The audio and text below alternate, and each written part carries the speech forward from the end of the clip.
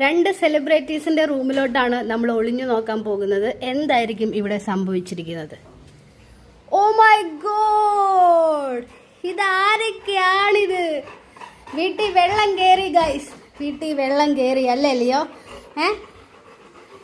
അപ്പം ഞങ്ങള് മുകളിലോട്ട് കിച്ചണും കാര്യങ്ങളൊക്കെ സെറ്റപ്പ് ചെയ്യുന്ന ബിസിയിലാണ്. അതുകൊണ്ട് ലിയോ ലാവി ഓടിക്കളിക്കരുത്, താഴെ മൊത്തം വെള്ളമാണ്. അതുകൊണ്ടാണ് ഇപ്പം തൽക്കാലം കെട്ടിയിരിക്കുന്നത്. ഇതാണ് നമ്മുടെ ലിയക്കുട്ടൻ്റെയും ലാവിക്കുട്ടീൻ്റെയും വിശാലമായിട്ടുള്ള റൂം. ഇവിടെ ഇതേ നമ്മുടെ ലിയോ ലാവിൻ്റെ ഫ്രഷ് ആൻഡ് ക്ലീനിൻ്റെ വാട്ടർലെസ് ഷാമ്പൂ ഉണ്ട് ക്ലീൻ ചെയ്യാൻ.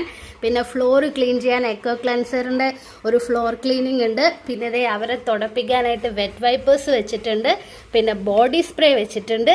പിന്നെ ലിയോന് മുടങ്ങാതെ കൊടുക്കേണ്ട ജോയിൻറ്റ് സപ്ലിമെൻറ്റും ഉണ്ട്. അപ്പം ആവശ്യത്തിനുള്ള സാധനങ്ങളൊക്കെ ഞങ്ങളിവിടെ സെറ്റാക്കിയിട്ടുണ്ട്.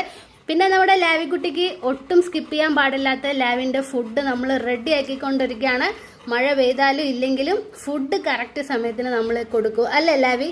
അതുകൊണ്ട് ടെൻഷൻ വേണ്ട കേട്ടോ. പിന്നെ അതെ ലിയോൻ്റെ ബെസ്റ്റ് ഫ്രണ്ട് കൂടെ കിടക്കുന്നുണ്ട്. ലാവി അഹങ്കാരത്തിനാണ് താഴെ കിടക്കുന്നത്.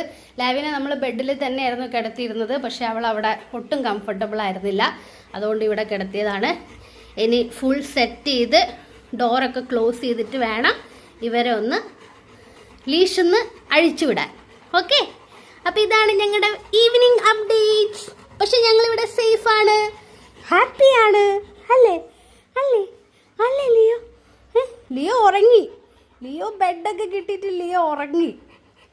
Okay, bye guys, by.